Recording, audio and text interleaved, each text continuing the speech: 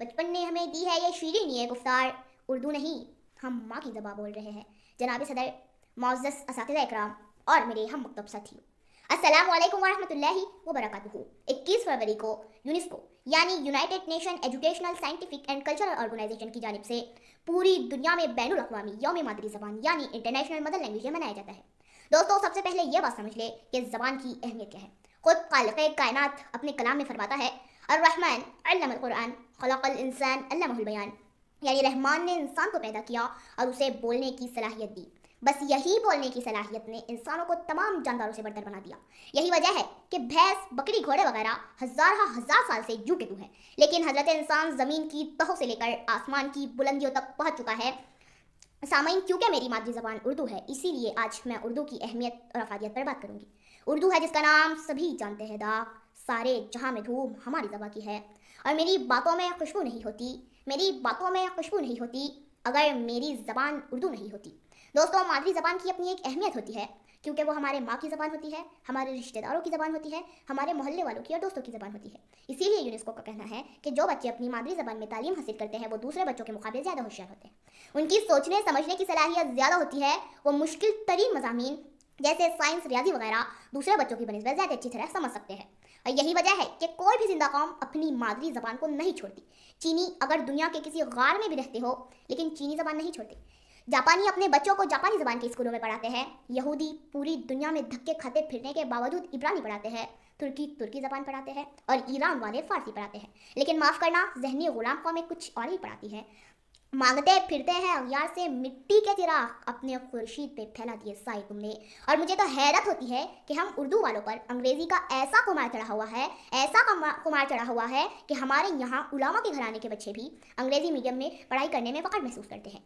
और आलम यह है कि ना खुदा ही मिला, ना विसार सनम, ना इधर के रहे ना उधर के रहे। मैं ये नहीं कह रही हूँ कि अंग्रेज़ी मत पढ़ाओ या अंग्रेज़ी से नफरत करो, बल्कि ये कह रही हूँ कि उनकी बुनियादी तालीम उन्हें उनकी माँ की ज़बान में दो।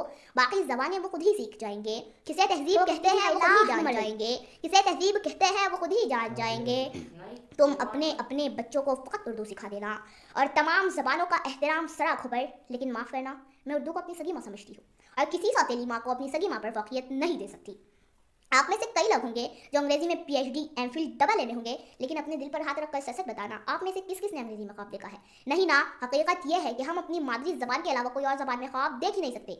और पहले पूछा जाता था कि बच्चा लायक कितना है, लेकिन अब पूछा जाता है कि कितने लाख फीसें और कौन से इंग्लिश स्कूल में पढ़ता है। और बाप भी बड़े फ़ख्र से कहता है कि फला कॉन्वेंट इंग्लिश स्कूल में पढ़ता है और 2 लाख सालाना फीस भरता हूँ, और बच्चा जिसको कख नहीं आता। दोस्तों, ज़रा ठंडे दिमाग से सोचिए कि एक छोटा सा बच्चा है, आपने उसे उंगली पकड़कर इंग्लिश स्कूल में डाल दिया। अब वो एक पोयम रख के आया है, ट्विंकल ट्विंकल लिटिल स्टार। अब ये ट्विंकल क्या बला है, ना उसे पता, ना उसके अब्बू को पता, ना उसके अम्मी को पता, ना उसके रिश्तेदारों को पता, ना उसके दोस्तों को पता। लेकिन अगर मैं अब ये कहती हूँ कि चमचम चमचम चमके तारे आसमान में कितने प्यारे, तो मुझे चमचम चमकना भी पता है, आसमान भी पता है और तारे भी। अब आप इंसाफ से बताना कि मैं बेहतर हूँ या वो ट्विंकल वाला बच्चा। इंग्लिश से क्यों इतना प्यार, उर्दू से क्यों है इनकार? इंग्लिश से क्यों इतना प्यार, उर्दू से क्यों है इनकार? छोड़ो भी ये रट्टा यार, ट्विंकल ट्विंकल लिटिल स्टार। जब ये ट्विंकल स्टार बड़े होते हैं और कॉलेज कुमार बनते हैं तो पता है क्या होता है? एक मरतबा एक कॉलेज में प्रोग्राम था।